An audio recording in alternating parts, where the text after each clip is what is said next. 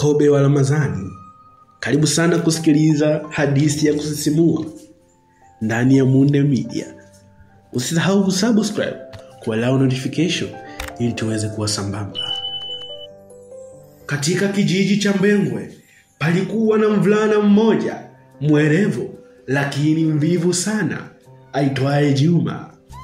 Alikuwa anapenda kula kuliko kitu kingine chochote. Lakini ulipofika mwezi wa Ramadhani, aliamua kuambia watu wote kuwa yeye atafunga ili apate heshima kijijini. Assalamu alaikum. Mimi ni mtu wa dini sana, na mwezi huu mtukufu nitafunga bila kukosa, alisema Juma kwa sauti kubwa maeneo ya sokoni, huku akipiga kifua chake. Lakini ukweli ulikuwa tofauti. Kila asubuhi Juma alijifungia chumbani kwake na kula chakula cha kutosha. Alikuwa na mbinu maalum. Aliweka chakula chini ya kitanda na kujifungia, kisha akaanza kula peke yake, huku akiwaambia watu kuwa yuko bize kusoma Qur'an. Siku ziliendelea. Watu wa kijiji walimshangaa. Wakati wote Juma alikuwa na nguvu kuliko watu waliokuwa katika swaumu. Wenzake walikuwa wanatembea polepole kwa sababu ya njaa, lakini yeye alikuwa anakimbia huku na kule akicheza na kufanya sarakasi. Mzee Bakari, mzee wa mtaa, akashangaa na kushuku. Huyu mtoto ana nguvu sana. Hivi ni kweli amefunga? Inabidi tumchunguze. Wakazi wa kijiji waliamua kupanga mtego. Walijua kuwa Juma anapenda maandazi kuliko kitu chingine.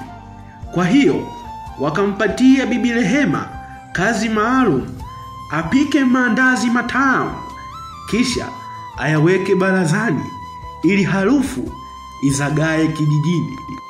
Juma aliponusa harufu alishindwa kujizuia. Alijifanya anapita karibu na maandazi yale kana kwamba anatafuta kitu. Mwisho wa yote uvumilivu ulimshinda. Akaangalia kushoto na kulia, kisha kwa haraka akachukua andazi moja, akalificha ndani ya kanzu yake na kuingia chumbani mwake. Wale waliokuwa wakimchungulia walicheka kimoyomoyo.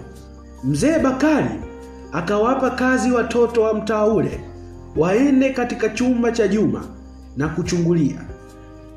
Juma alipofika chumbani akaanza kula andazi kwa furaha, huku akisema, hakuna anayeniona, mimi ndio bingwa kuficha siri.